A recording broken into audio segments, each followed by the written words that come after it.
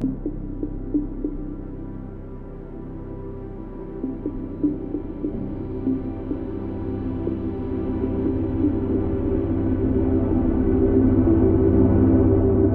Great Frog for me, I suppose, I was first introduced to the Great Frog by my older siblings, my brother and my sister that, would shop there all the time. My name's Reino. I am the owner and designer of the Great Frog, which is a jewellery company.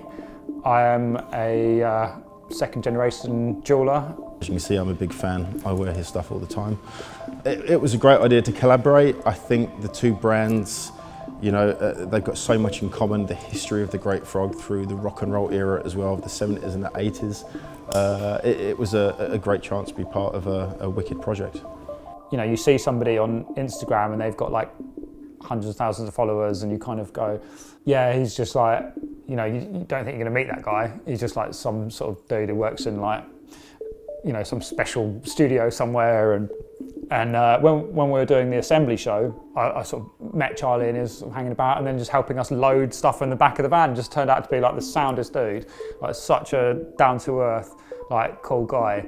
Just really got on. When this opportunity came up, it was like, yeah, Charlie is the man. I look at his stuff and it's like, Jesus, that is just incredible. Like really attention to detail. Just part of me was a little bit not worried, but like when I approached him with sort of like a mild custom, I thought he was just going to be like, no, we're going to have to sort of rebuild the whole thing from the ground up, and we're going to have one-off handmade wheels that cost £1 million and all this sort of stuff. But we both had exactly the same ideas on where we wanted to go with the finished bike, and it was like.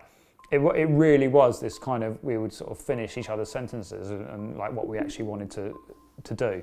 We wanted a real slim chopper to take it back to that, that 70s era as well. So we took off the chunky 49mm front forks, the 16-inch wheels, and we switched those out for some 39mm forks. We used 4-inch overs on that just to give it that little bit of lift. Give that illusion of a little bit more rake as well. We used a 48 tank because we wanted to keep, a lot of the stock parts on the bike, but modify it in a way that it gave that 70s appeal. We wanted it to be very much a modern bike, but with a nod to the past. We've done a lot of engraving with many guys here at Wars over the years, but Reino managed to capture that very look that the engravers were using in the 70s, when I guess it was kind of a new thing to do on motorcycle engines.